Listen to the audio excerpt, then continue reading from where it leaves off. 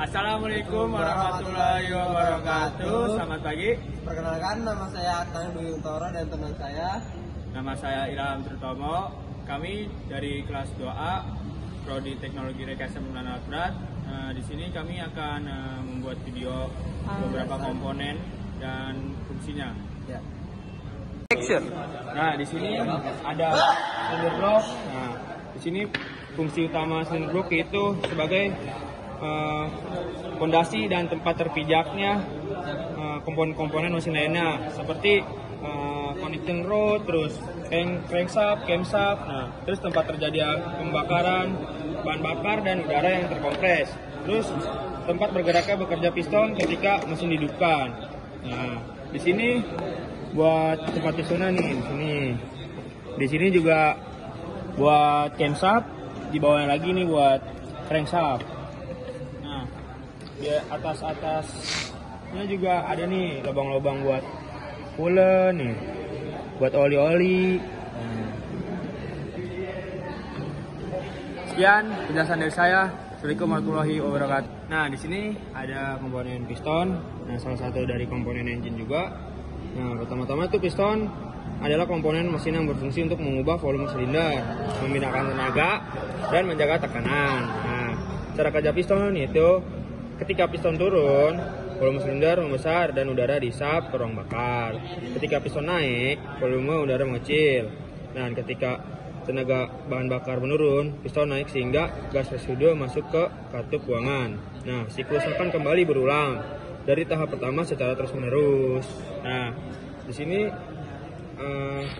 ada beberapa komponen yang ada di piston ini. Yang pertama itu ada namanya piston front. Di sini atas nih.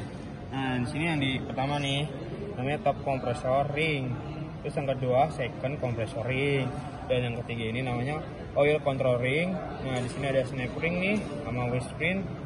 Nah, di sini ada namanya connecting rod shaft ya kan. Nah, di sini buat bearing. Namanya bearings nih di sini nih. Terus di sini namanya connecting rod cap nih. Nah, di sini connecting rod boss. Nah, sekian dari saya dan menjelaskan tentang komponen piston tersebut. Oke, di sini ada yang namanya cylinder head. Nah, cylinder head itu fungsi untuk sistem pembakaran pada cylinder block juga. Nah, kemudian di sini ada yang namanya clamp. Nah, ini ada yang namanya komponen adalah spring. Ini dan saluran ini panjang ini adalah komponennya untuk intake dan bagian sebelah sini adalah untuk exhaustnya. Sekian dari saya seperti itu. Oke, di sini ada yang namanya komponen flywheel. Nah, sebelum tahu flywheel itu dia bisa berputar itu dari crankshaft. Nah, crankshaft itu kan naik turun. Nah, habis dari naik turun itu dia menghubung ke flywheel. Nah, disitulah berputaran terbentuk. Nah, habis dari flywheel itu dia menyambung ke torque converter. Setelah torque converter itu ke diferensial. Dan setelah diferensial itu ke final drive dan roda. Nah, seperti itu.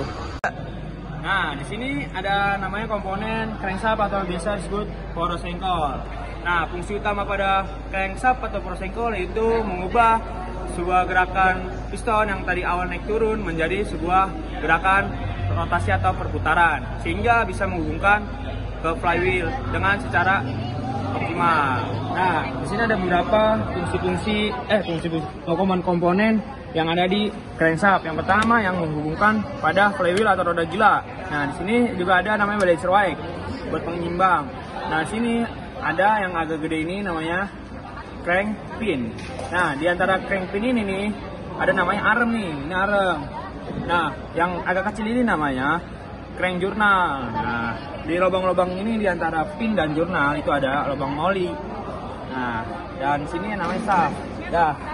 Tuh sekian berapa komponen-komponen yang ada di crankshaft.